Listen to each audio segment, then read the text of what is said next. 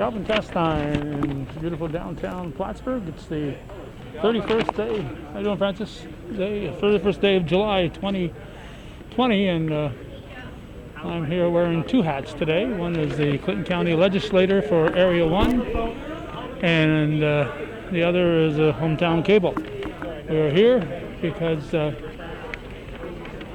one of our state senator, or United States senators from New York, Kirsten Gillibrand, is going to speak on behalf of trying to get money for local governments as we face billions of dollars in lost revenue due to the COVID-19 crisis.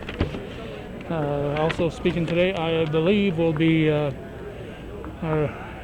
legislative chairperson, Mark Henry from Area 3. I see Gary Douglas from the Chamber of Commerce is up there. I believe Senator Betty Little will be here, State Senator Betty Little, Dan Steck, Assemblyman, also Assemblyman Billy Jones, I believe, is going to be here. So we should have a variety of speakers all speaking on the disaster that's awaiting us when we start doing our budgets in and around the county and local municipalities. I know in particular it's the sales tax revenue that is going to really have a huge impact on Clinton County and our municipalities, and there's a lot of stimulus coming at different times from the federal government, and this is, I believe, an attempt to get some of that stimulus money directed at the local governments. So we'll stop talking and listen as the speakers come to the podium.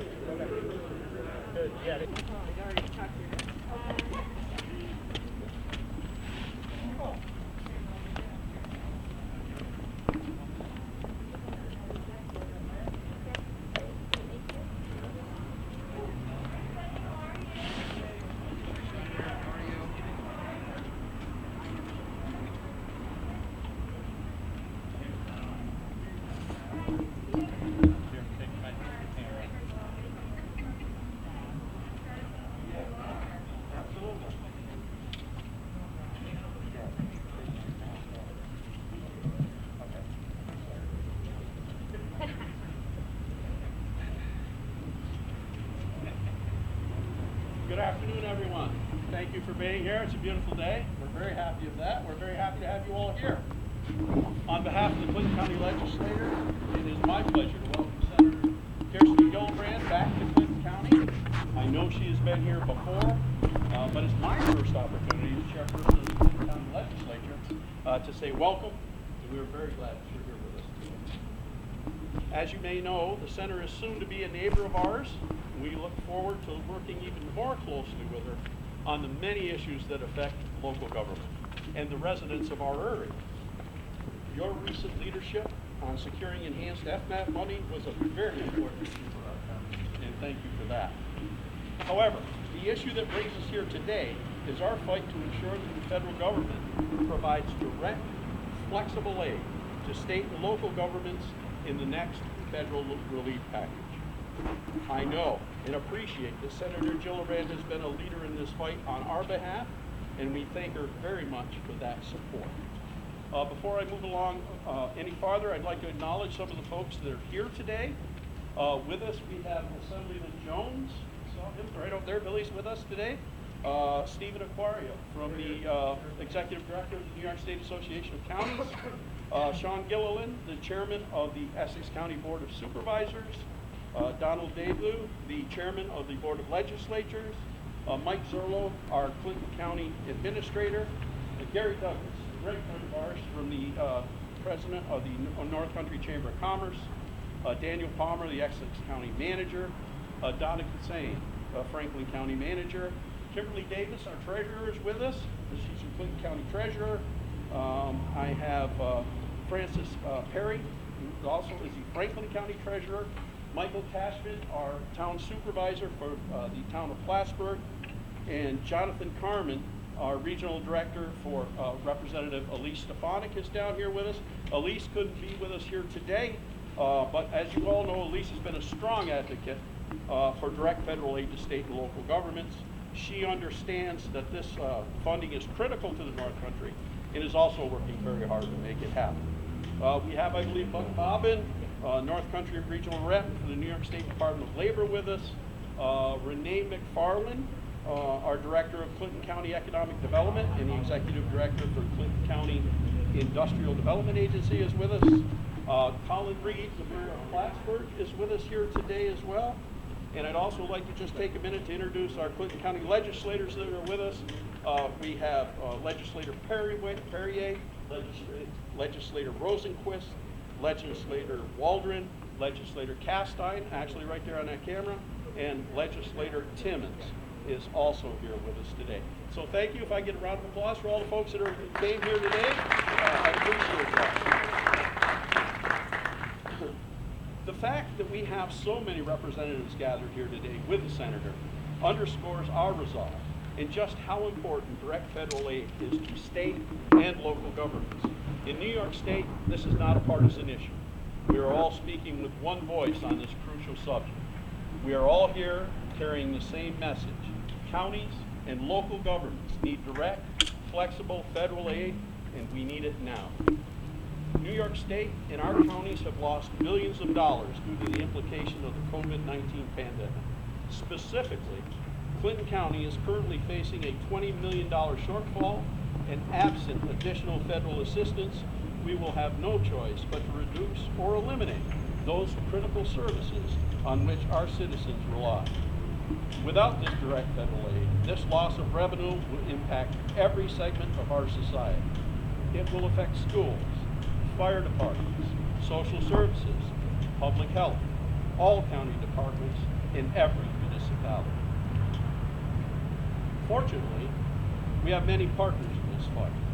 I want to thank the New York State Association of Counties for their strong advocacy in so many areas. Steve Aquario, NYSAC's Executive Director, and Mike Zerlo, our County Administrator, who is also a member of the NYSAC Board of Directors, are with us today and are always advocating for every county. Our counties have been on the front lines of this fight since the pandemic began, and Clinton County stands ready to lead our communities through the remainder of this crisis. But we desperately need resources from the federal government, and we need it now. It is time for the federal government to act and send direct, flexible aid to the counties. Senator Gillibrand, thank you for being here with us today and bringing this together. I know you understand the importance of federal aid at this critical time, and you have been a great ally on this issue and many others. Thank you again for your unwavering support for the direct federal aid that we sorely need. It is my pleasure to again welcome and introduce Senator Kirsten Gillibrand.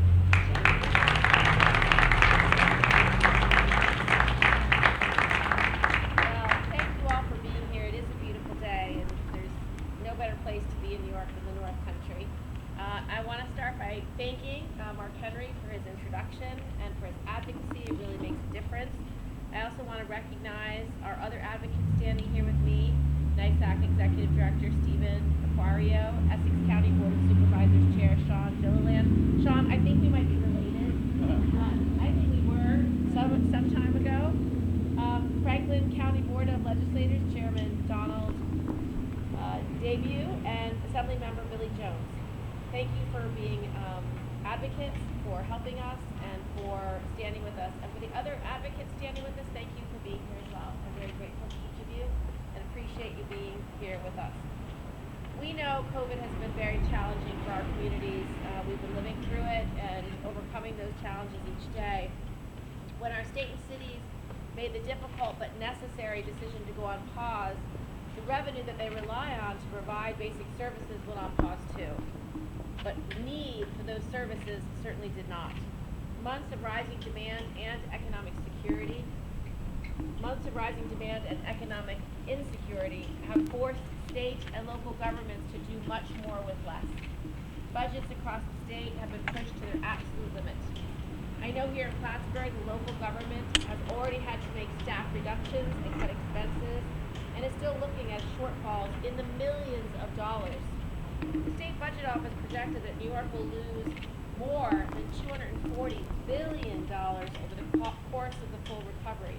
That's almost 15% of our state's GDP. The Senate should have addressed this in May when the House passed the HEROES COVID relief package.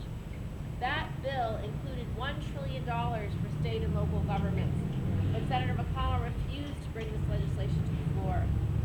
During these months of inaction, governors and local leaders have repeatedly outlined how clear the need for federal relief is. Yet, when Mitch McConnell released his plans for the latest relief package, aid for state and local governments was nowhere to be seen. This should not be a partisan or controversial issue. No state or town has been untouched by this pandemic or the economic crisis that it created. The governors of all 50 states, red and blue alike, have asked for this critical aid.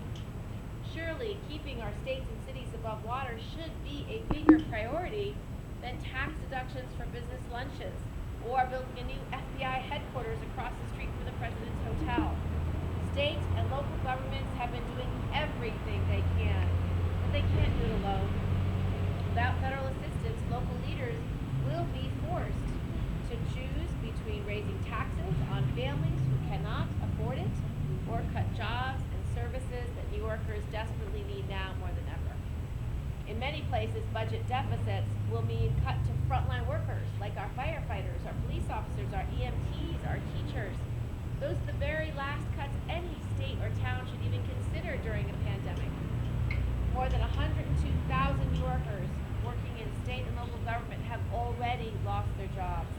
A recent report by Moody's Analytics warns that doing nothing to address state budget shortfalls could cost an additional 4 million jobs across the country. With 1 in 5 working adults already out of work, we cannot afford to lose one more job. I will continue to push my Republican colleagues in the Senate to include the $500 billion state governments have asked for in this relief package. I will also continue to push for the Direct Support for Communities Act, which I introduced with Senator Schumer and others. This legislation complements the State Relief Fund by providing direct fiscal relief to our local governments so they can use it to pay for essential services or to offset their lost revenues. These governments cannot wait another day. This is not just a question of economic recovery for a city or a town or a state or community. It's about economic recovery for the entire nation. State and local government spending accounts for more than 1/5 of America's GDP. Our national economic recovery will absolutely rely on it as well. I know that the leaders here in Plattsburgh and across Clinton, Essex, and Franklin counties are fighting to get your communities the resources that you need. I know that I will continue to fight in the Senate to do the very same. I'd now like to introduce our next speaker, Aquario, our Executive Director from the New York State Association of Counties, who's been a very strong advocate.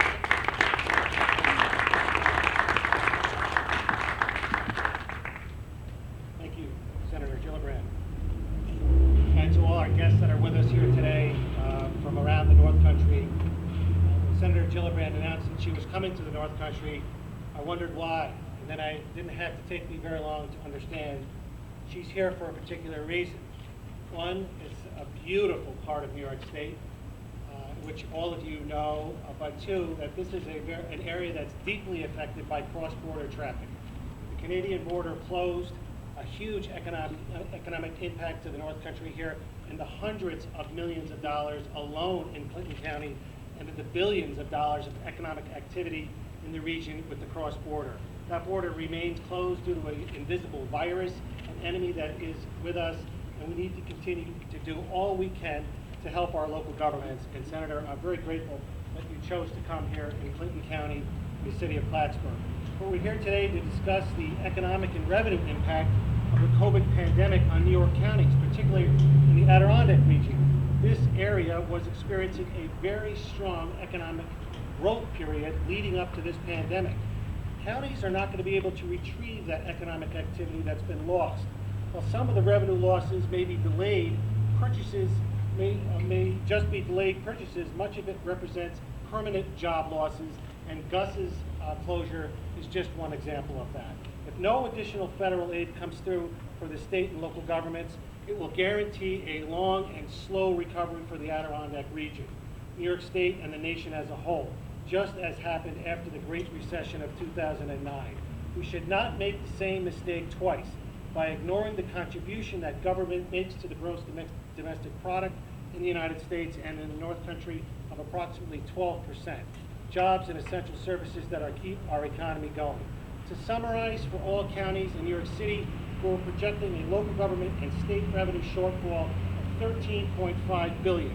That's 4.5 for the counties and $9 billion for the city of New York. Senator, we're grateful for your leadership. We know you have a tough job in Washington. Thank you for choosing the North Country. Thank you.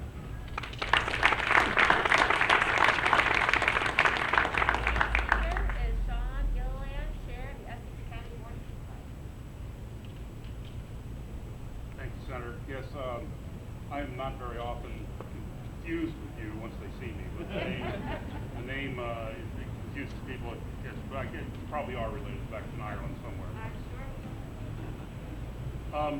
When the COVID hit in the state of New York, the counties and the municipalities were on the front line and continue to be on the front line of fighting the disease, treating those who are affected by it, keeping people healthy, keeping people safe. And you know, I did a career in the Navy, so I look at this in military terms. We have expended our ready reserve of our supplies, logistics, and ammunition. No general should ever leave troops in the field without resources, and that's where we are right now. We've lost our resources, we've used up our resources, and we need them because this war is not over. And if we don't get it, we're going to be not going to be as effective as we have been in keeping COVID-19 out of the North Country. We lead the state so far in our infection rates and in hospitalizations. We want to keep it that way. We desperately, desperately need these resources. If we don't get them, our choices are very few. In New York and in rural counties in New York, we hit the iron ceiling of tax raising. We just can't do it. People cannot afford it, particularly now with so many people out of work. And so the only place that any administrator or any local official can do is to start tightening up our services. And that's the last thing we need right now. Senator Gillibrand, we really do appreciate it. We need your assistance now. We need the assistance of the U.S. Congress to get this through. Thank you so much. Our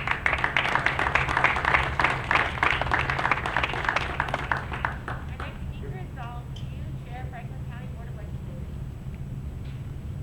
Thank you, sir. Thank you for putting this on, and thank you for all your support. And I'd just like to say Franklin County is a small county.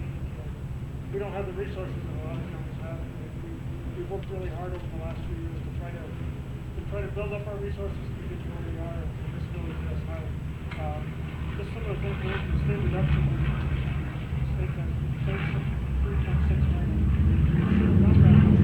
Casino was built, $1.2 million. And our occupancy tax, people aren't staying here anymore. But luckily we've laid out contracts for the workforce, but they're all coming back. And I don't know how we're going to support that for a long period of time, so we're really going to have to do it this year. We don't have industry to help out like a lot of counties do. When we raise taxes, it comes out of everybody's pocket. It really hurts everybody. We don't want to do that unless we have to.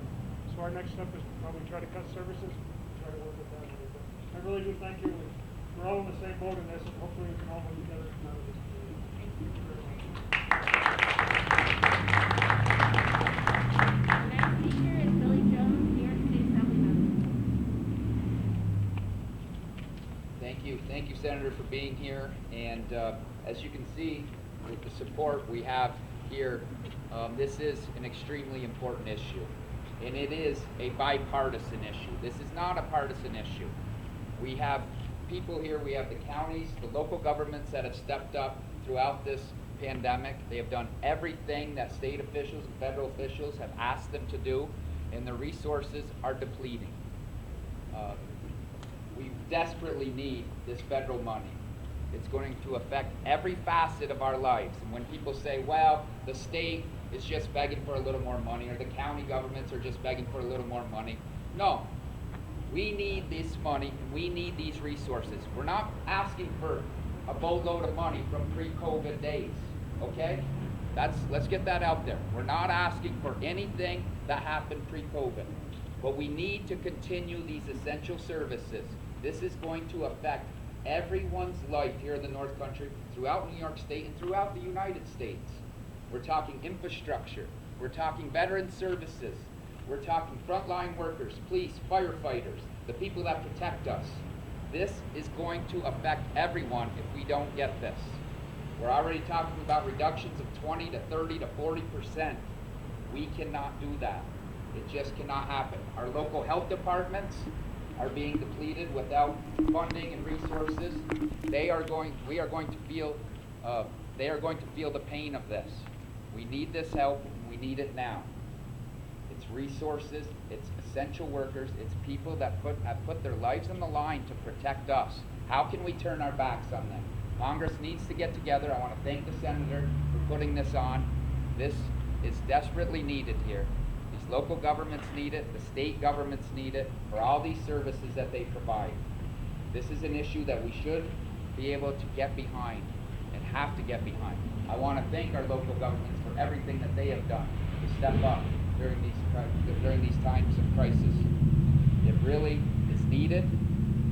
We have to shove politics aside, do the right thing, help our economy recover, help state and local governments get through the rest of this crisis. We will get through it, but we desperately need this help from the federal government. Thank you, Senator. I want to thank all of my colleagues here in government for what they have done, stepped up, they've answered the call. Now the federal government needs to answer the call and repay what they have done. So thank you very much. Thank you, Senator. This is very important. Why don't we start with on topic for anybody standing up here? How do you convince Senator McConnell to go along with the fact that Well, I'm hoping he'll hear more from his Republican conference, because there's no way that all these senators didn't hear from their governors and their mayors and their county executives when they were home for 2 weeks over the 4th of July recess. And we know every state has been hit hard, and in particular we've seen massive resurgence in a lot of red states. So hopefully they're hearing from their leaders, and this can be nonpartisan, and this can be a bipartisan effort. I'm doing my part by advocating all across New York. A lot of our elected leaders are part of national organizations. They can let their Republican colleagues in those national organizations know this should be nonpartisan, and hopefully we can move the ball forward. Well, I'm not giving up hope, because this is absolutely necessary, and I certainly I'm not willing to vote for something that doesn't have state and local money in it. I think there's a lot of people who feel the same way. It doesn't make you whole. It makes you have enough resources so you don't have to slash services or raise your taxes. So it's enough. It's not everything, but it's enough. Without it, we're just going to have massive more layoffs, and it's just going to be, so, as every elected leader said, it's going to be crippling to local communities, because our safety net workers, our frontline workers, are the ones we need the most during a pandemic. So if we have to lay them off too, we're in trouble. Senator, we have had this proposed in the HEROES Act, and now this week the Republicans have put forth the HEALS Act. Yeah. Is that going to end up delaying any potential move to get these funds to communities? And I was disappointed that the McConnell's package didn't include state and local. It didn't include money for food stamps. It didn't include money for renters. It didn't include a lot of the priorities we have for New York. However, I think he recognizes that is not where we're going to end up. So I think he had to put something on paper, but I think his proposal is largely irrelevant, because it's a non-starter for Democrats. The focus he had in his package was liability insurance, telling all employers they can't be sued. I would prefer to have an OSHA standard that employers can follow, and if they don't follow it, they can be sued, but if they do follow it, they can't be sued.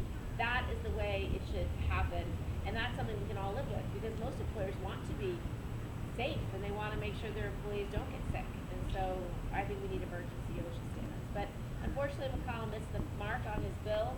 I know Senator Schumer and Mitch McConnell and Nancy Pelosi in the White House are in constant negotiations. So hopefully we get there in the next week or so. Are you concerned that with this competing bill, that even if you get money from municipalities in there, it'll be lower? I'm concerned, yeah, it's not just the bill, it's just Mitch McConnell's perspective. I mean, he said a couple months ago, oh, I don't care if states have to go bankrupt. That's outrageous, and states can't go bankrupt constitutionally, that's not even possible. So his just lack of empathy or concern is what concerns me, and I was disappointed it wasn't included in this first draft. So, but maybe this is the thing he wants to negotiate for, so I trust Senator Schumer to keep hitting the ball as hard as he can, making sure that we have a common sense solution to this crisis. And I may not understand the process, but if you get the aid to the municipalities passed through whatever, if you get, heroes or heals or a fusion type of act, can the money actually go directly to the localities, or would it have to be funneled through the state? So the purpose of the way Senator Schumer and I wrote the provision for state and local is that it goes directly to the state and local governments, that it can't be absorbed by the state shortfalls. Because we want to have money to the states, so we have $500 billion to go right to the states. New York will get a big chunk of that. And then the rest would go directly to municipalities based on different formulas. For bigger cities, it'll be a CDBG formula. For smaller cities, it'll be a unique formula to smaller cities and counties. And we wrote it specifically with places like the North Country in mind, who might not have gotten resources in the last few COVID packages because they weren't big enough cities. So this is written so that rural, smaller cities, smaller towns, smaller counties can actually get some of the resources. And I know that I think it was the CARES Act, there was some folks with that who said it needed more flexibility. It did. How much flexibility would you have in this, are you hoping for in the negotiations for municipalities in the use of this money? It's much more flexible. They can use it for anything. They can use it for budget shortfalls, they can use it for personnel, they can use it for PPE, money for safety equipment and cleaning. You can use it for anything. And it's written in a way to be extremely flexible so no one's left out. Because the first few bills were written too prescriptively. How beneficial do you think that this will be if the North Country gets this federal funding? How beneficial do you think it'll be to the North Country? Well, it'll mean hundreds of people don't get laid off, so that you'll actually have your first responders, your sheriffs, your EMTs, your even for some budgets, teachers, that they will actually keep being paid, so less unemployment, and then the service will still be provided. We want to make sure emergency services are available in every part of our state. That would be crippling if that couldn't be possible. And we want to employ as many people as we can so we don't slide into a depression. So these resources, I think, can keep us from a depression if they come quickly enough and help us rebuild. So it's necessary to get the state back on its feet. Now, you're saying it kind of sounds like it's not a one-size-fits-all approach. It's going to be kind of a case-by-case basis on how this money will be divvied out. Yep. Well, it's not a case by it's based on population, need, and region. So I'll just read you the description so you understand it. $250 billion will be awarded within 30 days of enactment to all municipalities and counties. $125 billion to municipalities using a modified CDBG formula. That's bigger. $87.5 billion to entitlement municipalities, generally defined as those with populations of at least 50,000. $37.5 billion to non-entitlement municipalities, where it's coming to places like us, generally defined as those with populations of less than 50,000. These funds will be awarded to the states, which must make awards to non-entitlement cities based solely on population within 30 days of receipt. So it has to go directly. It cannot go through the state first. And then $125 billion to counties based on population. So there's several layers of money going to all counties, all municipalities based on size. Let's see what else is for smaller counties. In addition, 18.75 billion to non-entitlement municipalities, generally defined as those with populations of less than 50,000. And these funds,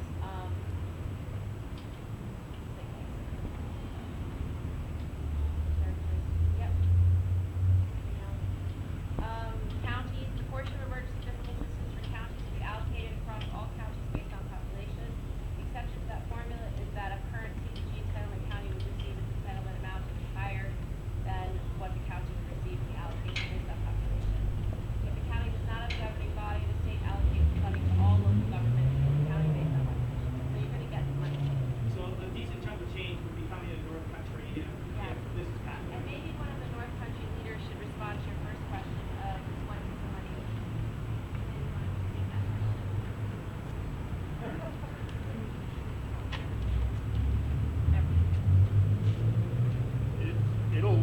It's going to go to those areas that we know are going to get cut, or that we've already expended our services for.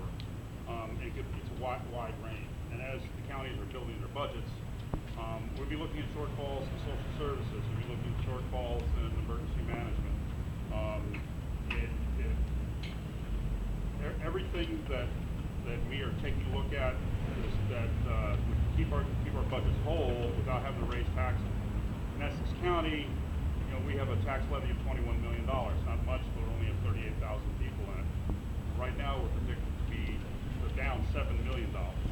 So if you're talking about without any aid and without cutting services, you're talking about a 30% at least rise in taxes.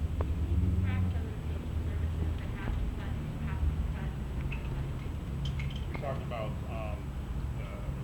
TAM type things, temporary services. We would be talking about one of our biggest ones would be foster care. And foster care is growing leaps and bounds in every county in the North Country because we've been fighting an addiction problem for years and years. Yes. So basically the most at-need, at-risk people, substance abuse, foster children, domestic violence, all the social services and mental health, anything that helps the people who are about to fall through the cracks, that's what this money goes towards. And because they're not, it's not required to be, it's not mandatory. Not mandated, It's right? not mandatory spending, discretionary. All the do-good things we do in a county to help people who need our help, that's the things that have to be cut because they're not mandatory. Obviously, aging is not mandatory. Seniors, veterans, any at-risk, at-need group of people will be the ones who will suffer. Senator, I think we have time for one more question. Do you see this as a moment to make more social services more permanent rather than passing these major funding bills, making things like healthcare more permanent for people? Yes, so one of the things that's at stake in this election is what kind of country you want to rebuild afterwards. If we go back to the way it was before, then we are as vulnerable in the future as we were when this hit, to any pandemic, any natural disaster, any emergency. And so I think the next election is really about what kind of country do you want to be. And I think there's a clear choice. So people will make that choice based on whether you care about our neighbor. Do you treat others the way you want to be treated? Are you your brother's keeper? Do we care about the most at-risk, at-need, and vulnerable? And my answer is a clear yes. And so I want to rebuild this country stronger than it ever was before, knowing what we know now and how vulnerable we were to a virus. So vulnerable. Our economy's in shatters. People have lost their earnings. Industries have completely gone out of business and won't reopen. And our essential workers are among the lowest paid workers. Our healthcare workers, our EMTs, our police officers, our firefighters, our nurses, our child care providers, our teachers. And these are the essential workers. And we don't support them in the way we should. And so I hope we take a deep look at how we rebuild when we have the chance to rebuild. And in the meantime, I want to get the resources so people who are most vulnerable don't suffer even more than they're suffering today. It will be, because what President Trump said is not true. He does not have the authority authority to move the election day. He doesn't have the power to do it. And many Republican leaders have already said that. It's unconstitutional to do what he said, and the country is not going to put up with it. So we will have our elections in November, and hopefully we'll make better decisions about who can lead this country to recover better than we are today. I have one off topic. Okay. What's your thoughts on the prisons allowing visitors August 5th? Well, we've not done as much as we needed to do to keep our prison population safe. So I'm hopeful that we can allow visitation in a safe way, because I'm sure people want to see their families. Thank you.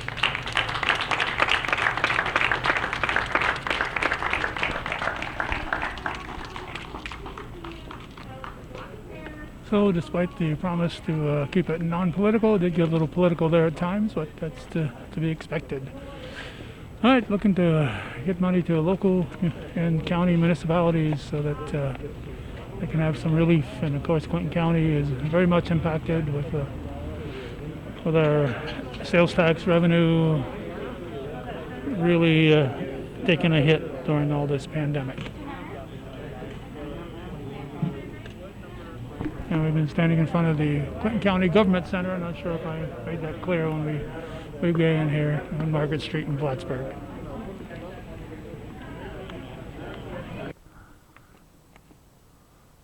I want to apologize for the audio.